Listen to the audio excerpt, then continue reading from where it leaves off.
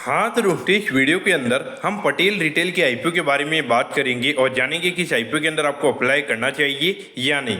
चलिए शुरू करते हैं। तो देखिए, सबसे पहले अगर हम यहाँ पर आईपीओ की डिटेल्स के बारे में अगर हम बात करेंगे तो ये जो आईपीओ 19 तारीख को ये आईपीओ में स्टार्ट होता हुआ नजर आएगा और 21 तारीख को ये आईपीओ में क्लोज होता हुआ नजर आएगा। अब अगर हम यहाँ पे आईपीओ के टोटल इश्यू साइज की अगर हम बात करेंगे तो 242 करोड़ के लगभग आईपीओ का इश्यू साइज हमें यहाँ पे नजर आता है। इनमें से अगर हम बात करेंगे अराउंड 217 करोड़ रुपये हमें यहाँ पे कंपनी के पास में जाते हुए नजर आएंगे और बाकी अगर हम बात करेंगे तो अराउंड 25 करोड़ रुपये हमें यहाँ पे कंपनी के प्रमोटर के पास में यहाँ पे जाते हुए नजर आएंगे। अब अगर हम यहाँ पे प्राइस बैंड के बारे में अगर हम बात करेंगे तो 255 के कट ऑफ प्राइस पे कंपनी में यहाँ पे अभी करंटली शेयर देती हुई नजर आ रही है और एक लॉट के अगर हम नंबर ऑफ शेयर्स की अगर हम बात करेंगे तो 58 शेयर का लॉट साइज यहाँ पे कंपनी का नजर आता है। यानी कि एक लॉट को अप्लाई करने के लिए यहाँ पे 58 शेयर के लॉट साइज के यहाँ पर आपको अप्लाई करना पड़ेगा। अब अगर हम यहाँ पे रिटेल कोटा की अगर हम बात करेंगे तो अराउंड 35% के लगभग हमें यहाँ पे कंपनी का रिटेल कोटा यहाँ पे नजर आता है। यानी कि ऑलमोस्ट अगर हम देखेंगे अराउंड 85 करोड़ के जो यहाँ पे कंपनी के शेयर है वो हमें यहाँ पे रिटेल पब्लिक के पास में जाते हुए नजर आएंगे। यानी कि लगभग अगर हम यहाँ पे 3 से 3,500 करोड़ की डिमांड भी अगर हम ये आईपीओ के अंदर समझते हैं तो वहाँ पे लगभग हमें यहाँ पे अराउंड 40 टाइम्स हमें यहाँ पे रिटेल कोटा यहाँ पे ये कंपनी का सब्सक्राइब होता हुआ नजर आ सकता है।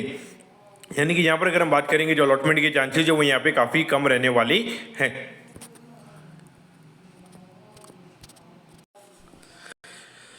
अब अगर हम यहाँ पे कंपनी के बिजनेस के बारे में अगर हम बात करेंगे तो देखिए, जैसे डीमार्ट के जो स्टोर्स वगैरह होते हैं तो वैसे ही कंपनी में यहाँ पे पटेल मार्ट करके स्टोर्स हमें यहाँ पे कंपनी ऑपरेट करती हुई नजर आती है। करंटली अगर हम देखेंगे तो अराउंड 43 स्टोर्स हमें यहाँ पे ये करंटली अभी कंपनी के यहाँ पे नजर आते हैं। लेकिन उसके अलावा अगर हम देखेंगे तो मेनली ये कंपनी के जो फोकस की अगर हम बात करेंगे जो टायर 3 सिटीज होती है तो वहाँ पे ये मेनली हमें यहाँ पे ये कंपनी फोकस करती हुई नजर आती है। अगर हम देखेंगे तो यहाँ पे मेन फोकस यहाँ पे कंपनी का जो बड़ी बड़ी मेट्रो सिटीज है वो बिल्कुल भी हमें यहाँ पे नजर नहीं आता है। जो छोटी छोटी सिटीज है जहाँ पर अगर हम देखेंगे तो जहाँ पे बड़ी बड़ी कंपनी का इतना ज्यादा प्रेजेंस अभी नहीं है तो वहां पे मेनली हमें यहाँ पे ये कंपनी भी फोकस करती हुई नजर आ रही है।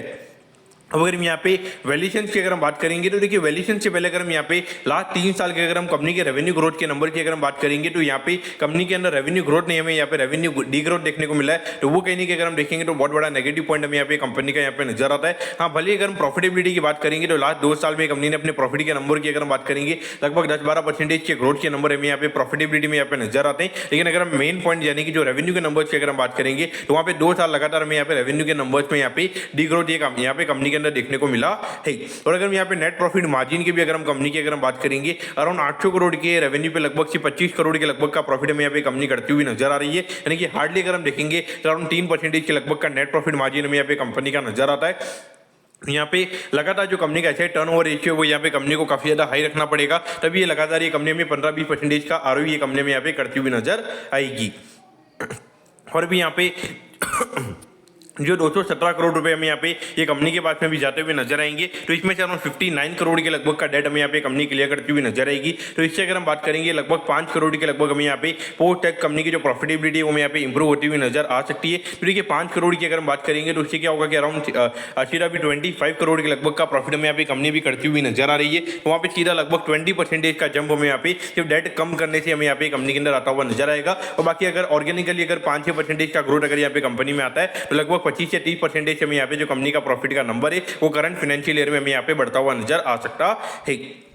अब अगर हम यहाँ पे वैल्यूएशन की अगर हम बात करेंगे तो देखिए 851 करोड़ के मार्केट कैप पे कंपनी का आईपीओ में आता हुआ नजर आ रहा है। और पिछले साल का जो कंपनी का अर्निंग है उसके हिसाब से अगर हम बात करेंगे अराउंड 34 के पी रेशियो पे कंपनी का आईपीओ में आता हुआ नजर आ रहा है। लेकिन अगर ये साल अगर ये कंपनी 30% का ग्रोथ अगर ये कंपनी करती है तो वहाँ पे फॉरवर्ड बेसिस पर अगर हम बात करेंगे तो अराउंड 28 के लगभग का पी रेशियो में यहाँ पे ये कंपनी का नजर आता है।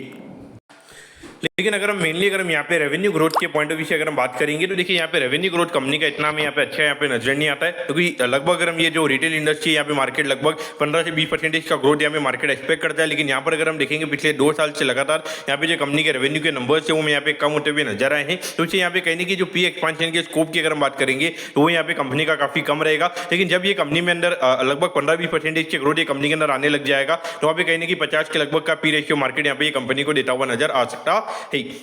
उसके पीछे का रीजन ये कि नॉर्मली यहाँ पे जो एफएमसीजी प्रोडक्ट्स और जो इसके अलावा जो थोड़े बहुत यहाँ पे जो कपड़े वगैरह होते हैं वो ये कंपनी में सेल करती हुई नजर आती है। लेकिन ये इंडस्ट्री के अंदर अगर हम देखेंगे तो अभी कंपटीशन काफी ज्यादा हमें बढ़ता हुआ नजर आ रहा है। तो वहाँ पे कहने की अगर हम देखेंगे तो जिस तरीके का कंपटीशन है तो वहाँ पे जो नेट प्रॉफिट मार्जिन है कंपनी का वो हमें यहाँ पे आने वाले टाइम पे थोड़ा और कम होता हुआ नजर आ सकता है। तो पॉइंट से अगर हम देखेंगे तो लॉन्ग टर्म के पॉइंट से अगर हम बात करेंगे तो मेरे हिसाब से इतना ज्यादा कोई इंटरेस्टिंग हमें यहाँ पे नजर नहीं आता है। लेकिन अगर हम लिस्टिंग गेन के पॉइंट से अगर हम बात करेंगे तो आईपीओ का साइज यहाँ पे काफी छोटा है। तो उस पॉइंट से अगर हम बात करेंगे तो लगभग यहाँ पे पे 10 से 15% के प्रीमियम पे ये कंपनी में यहाँ पे खुलती हुई नजर आ सकती है। तो अगर आपको थोड़े माइनर लिस्टिंग इनके लिए अगर ये आईपीओ के अंदर अप्लाई करना है तो यहाँ पर अप्लाई किया जा सकता है। बाकी लॉन्ग टर्म के लिए अगर हम देखेंगे तो यहाँ पे अवॉइड करना सही रहेगा, क्योंकि जिस तरीके से कॉम्पिटिशन हमें यहाँ पे बढ़ता हुआ नजर आ रहा है तो वहाँ पे कहीं ना कहीं ये कंपनी को ग्रो करने में दिक्कत आएगी। और वो कहीं ना कहीं जब ये कंपनी का आईपीओ में आता हुआ नजर आ रहा है तो वहाँ पर ही हमें यहाँ पे लगातार डी ग्रोथ के नंबर्स यहाँ पे देखने को मिल रहे हैं। तो इसीलिए पॉइंट से लॉन्ग टर्म के लिए अवॉइड करना चाहिए, लिस्टिंग इनके लिए अप्लाई करना चाहिए। दोस्तों मैं होप करता हूँ कि पटेल रिटेल के आईपीओ के बारे में आपको सब कुछ समझ में आ गया होगा। अगर आपकी कोई भी क्वेरी है